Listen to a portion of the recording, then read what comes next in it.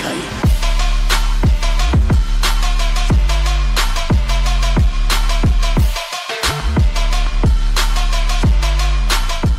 Makalipas ng ilang oras kinaumagahan sa gitna ng kagubatan ay makikita natin ang grupo na mabilis na tumatakbo. Habang sila ay nagpapatuloy ay pinaalalahanan sila ng matandang patriarka na ang lugar sa kanilang unahan ay isang masukal na gubat kaya sila ay maging alerto dahil maaaring may lumabas na mga mababangis na hayop sa anumang sandali, na siyang may pananabik lang na pinasang-ayunan ng ating bida na si Soryong. Maya't-maya pa habang hinihingal si Soryong sa pagtakbo ay naisip niya na kung ang hinala niya ay gumagalaw itong nilalang doon sa itaas, kailangan nila itong habulin bago pa ito makapunta sa malayo. Nang bigla na lang naagaw ang kanyang atensyon dahil sa biglang pagtawag sa kanya ng matandang patriarka at pagtatanong kung siya ba ay nahihirapan, na kanya lang na sinagot ng hindi dahil ito ay kanyang makakaya. Kanya namang naisip na sa karaniwan, nagrereklamo na dapat ito ngayon ng walang tigil, ngunit hindi siya pwedeng sumuko hanggat hindi nila nakukuha ang misteryosong nilalang. Muli namang naagaw ang kanyang atensyon dahil sa naririnig niyang kakaibang tunog. Dahil dito ay natanong niya kung ano itong bagay, na narinig din ni Gupei kaya nagsaad siya na ito ay parang mga kawayan na gumagalaw dahil sa malakas na hangin, dagdag pa niya na ito ay nakakapagtaka dahil walang mga kawayan sa kanilang unahan. Pansin naman natin ang biglang sabay na paglukso ng dalawang martial artist na mayroong bangin sa tapat kaya tingnan nila ang kanilang inaapakan, habang wika naman ng isa na mayroong bagay sa ibaba. Nang maabot ni Soryong at ni Gupei ang bangin ay hindi maipinta ang pagkabigla sa kanilang mukha dahil sa kanilang nasisilayan. Ito ay dahil ang nasa kanilang harapan ngayon ay napakaraming bilang ng mga insekto na siyang sumakop sa malaking bahagi ng parte ng kagubatan. Pamilyar sa insektong ito, nabibiglang natanong ng matandang patriarka kung hindi ba ito mga demonic ants. Na siyang ganoon nga dahil makikita natin ang mga dambuhala at kakaibang langgam sa ilalim ng bangin kaya napatanong na lang ang grupo kung bakit sila nagsisiksikan ng ganoon. Saad ni Gupei na batay sa laki nila, hindi ang mga ito normal na mga demonic ants. Na nagpapatutuo sa kanyang sinabi dahil ito ay labis na kakaiba. Samantala, wika naman ng matandang patriarka na kahit sa mga kasulatan ng angka ng Tang ay hindi pa siya nakakakita ng gaya ng mga ito. Interesadong malaman kung ano itong nilalang, bumaling ang kanyang atensyon patungo kay Soryong at natanong ito kung alam niya ba ang patungkol sa mga ito, na nag-iisip na sinagot ni Soryong na hindi niya pa ito nakikita ng ganito kalaki pero halos sigurado siya na ang mga ito ay ang Army Demonic Ants. Nabibigla sa ibinigay na impormasyon ng ating bida ay natanong ng matandang patriarka kung ano itong Army Demonic Ants. Ang Army Ants, ito ay nakikita sa kontinente ng Africa at Amerika, at ang mga ito ay naglalakbay ng sabay-sabay sa malalaking bilang. Karamihan sa mga langgam ay gumagawa ng ligtas na mga pugad at namumuhay ng mapayapa. Ngunit iba ang army ants, ito ay dahil kapag kapos ang pagkain, sila ay kumikilos at naglalakbay ng may malaking bilang upang lumipat ng sabay. At ang kanilang pagmarcha ay kagaya ng isang sumusulong na hukbo kaya sila ay tinawag na army ants. Kasunod doon, ang mga ito ay sobrang napaka-agresibo kung saan pag ito ay iyong ginalit, kahit na ang mga buto mo ay walang may matitira. Nauunawaan ang dalang panganib ng mga insektong ito, nag-utos si Soryong na sa ngayon ay tahimik muna silang bumalik, ngunit sa hindi inaasahang tagpo ay naapakan ng isa nilang kasamahan ang isang maliit na sanga na nasa lupa na siyang nagbigay ng malakas na tunog. Kaagad namang napalingon si Gupei at ang ating bida dito sa lalaki na siyang napatakip na lang ng kanyang bibig. Nang bigla na lang nag-iba ang reaksyon sa kanyang mukha sa tindi ng takot dahil sa naririnig at napapansin niyang tunog, at ganoon rin ang naging reaksyon ni Soryong. Kung saan sa oras na makalingon pabalik ang ating bida ay pansin niya ang maraming bilang ng insekto na nakatuon na ang atensyon patungo sa kanila. Dahil dito ay napuno ng pagkabahala at takot ang buong grupo sa kanilang kinatatayuan habang sila ay natitigilan. Kaya kaagad na nag-utos si Soryong na sila ay tumakbo para iligtas ang kani-kanilang mga buhay, na siyang kaagad din na ginawa ng grupo habang sila ay hinahabol nitong malalaking army demonic ants. Makalipas ng ilang minuto sa gitna ng kagubatan, habang patuloy na nagmamadaling tumatakbo ang grupo ay nasabi ng kanilang isang miyembro na napakabilis pala nitong mga insekto kesa sa kanyang inaasahan, nang bigla na lang silang napadaan sa isang maliit na usang gubat. Na siyang naging dahilan kung bakit natuon ang atensyon nitong mga army demonic ants papunta dito. Labis naman ang pagkabigla at takot na naramdaman ni Soryong nang kanyang makita na itong hayop ay mabilis na pinagpiestahan nitong mga insekto sa puntong mga buto na lamang ang natira sa ibang parte ng katawan nito matapos lamang ng iilang segundo. Kaya habang sila ay nagpapatuloy sa pagtakas ay nagsabi siya na ang mga demonic ant ay nadadama ang kilos gamit ng vibrations, kaya kung ito ay kanilang pananatilihin ay iisipin nila ang mga ito na pagkain. Kaya pasigaw na natanong ng matandang patriarka kung ano ang kanilang kailangang gawin. Kaagad namang may pumasok sa isipan ni Soryong, kaya pagkatapos ay mabilis nitong inagaw ang atensyon ng kanyang mga kasamahan sabay sabi na kailangan nilang makatawid sa ilog dahil ang mga langgam ay hindi marunong lumangoy kaya hindi sila makakapunta kung saan sila naruroon. Kaagad naman ang mga itong dumiretso patungo sa ilog kung saan ang ito ay kanilang maabot ay pasigaw na nagsabi ang matandang patriarka na sila ay magmadali at tumalon.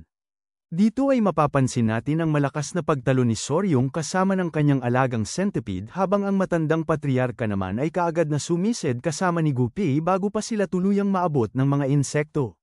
Kaagad naman ang mga ito na napunta sa ilog kaya nahinto ang mga demonic ants sa kanilang pagsunod. Maya't maya pa ay mapapansin natin ang pag-ahon ni Soryong kasama ng kanyang centipede sa kanyang ulo. Kasunod noon ay ang may tuwa niyang pagsasabi sa kanyang grupo habang nasisilayan nito ang mga insekto sa lupa na tingnan nila ang mga ito dahil ang mga ito ay bumabalik na, samantala nasabi lang ni Gupei na nagawa nilang makaligtas. Makalipas ng ilang minuto ay ang pag-ahon nila sa kabilang parte ng ilog kung saan nasabi ng isa nilang miyembro na kamuntika na sila at naramdaman niya na ang isa niyang paa ay nasa hukay. Maginhawa namang natanong ni Soryong sa kanyang alaga kung ito ba ay maayos lang at nagsaad na papatuyuin siya kaagad ng kanyang ama. Bigla naman itong bumangon, at saad ng matandang patriarka na ang mga insektong ito ay mga halimaw dahil kahit siya na tinaguri ang Myriad Venom Divine Lord ay hindi pa nakaramdam ng takot sa kahit sinong kalaban, ngunit ang mga demonic ants na iyon ay binalot siya ng kaba at takot. Wika naman ni Soryong na kailangan nilang manatiling alerto dahil ang mga insektong iyon ay nilalamon ng kahit anumang bagay na nabubuhay na kanilang madaanan, kaya hindi nakapagtataka kung bakit wala silang may nakitang kahit isang hayop. Ito'y pinasang-ayunan ng matandang patriarka sabay sabi na ang ganoon kalaking bilang ng mga insekto ay nagpapaliwanag sa lahat. Dismayado namang napasabi ang ating bida na hindi niya akalain na ito ay mga demonic ants lamang at hindi isang misteryosong halimaw. At dahil pansin ng matandang patriarka ang paglubog ng araw at mukhang ligtas ang kanilang kinaroroonan ngayon, nag-utos siyang magpahinga muna sila dito, na siyang pinasang-ayunan ng ating bida.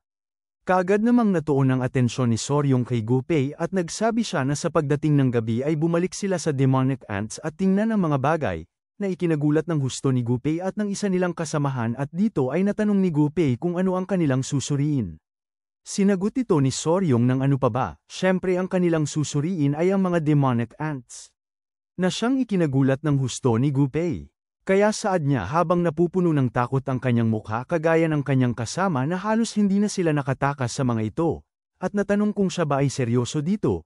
Wika naman ng isa nilang kasama na wag nitong sabihin na plano ng ating bida na kunin ang lahat ng mga iyon. Habang inaangat ang kanyang dalawang kamay ay sinagot naman sila ni Soryong ng syempre hindi. Dahil papaano niyang mahuhuli ang ganoon karami. Dahil sa sagot nito ay nagawang maginhawaan ni Gupei.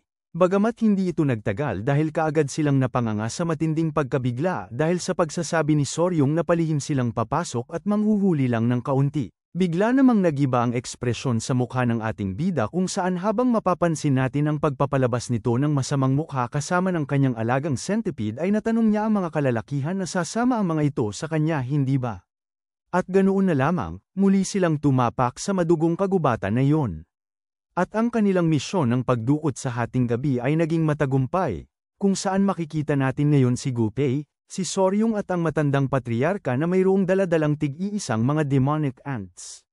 Wika naman ng kanilang isang kasamahan habang tinatali ang mga insekto, na hindi niya lubos maisip na gagawin niya muli itong kabaliwan na bagay. At noong sinabi ng ating bida na sila ay pupunta ng gabi ay inaakala niya na ang mga ito ay natutulog, kaya natatawa lang na ipinaliwanag ni Soryong na ang mga demonic ants ay hindi natutulog. Nang bigla namang kamuntikan ng makagat si Gupei ng hawak niyang insekto, kaya nasabi ni Soryong kung hindi ba nila ito nakikita, at natanong na kanila itong nagawa hindi ba dahil nagawa nilang makakuha ng 4 na demonic ants. Natanong naman ni Gupei kung tunay ba nila ang mga ito na mapapalaki. na siyang napapaisip na sinagot ni Soryong habang pinagmamasdan ng insekto, na ito ay kanilang malalaman.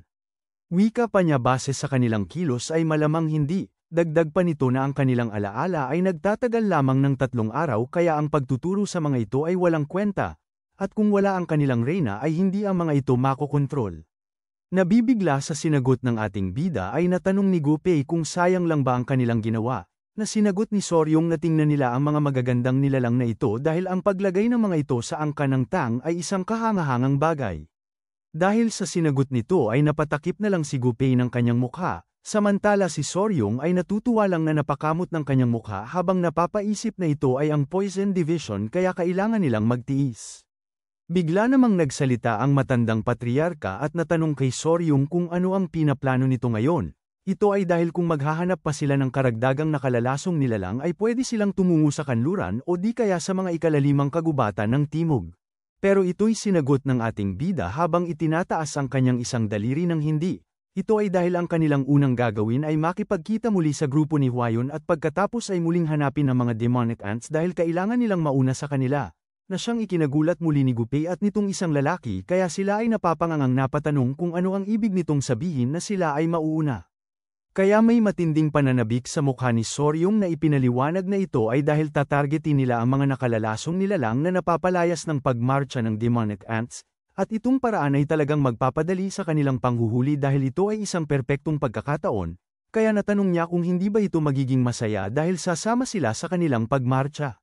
Dahil sa sinabi nito ay natigilan si Gupei sa kanyang kinatatayuan, habang ang kanilang isang kasama naman ay napahawak na lang ng kanyang kamay sa kanyang mukha habang silang dalawa ay napapaisip na paniguradong hindi na sila makakalabas ng nabubuhay sa pagkakataong ito. Samantala si Soryong ay nagpalabas lang ng malaking ngiti habang napapaisip na walang problema kung hindi man siya makahuli ng mga langgam.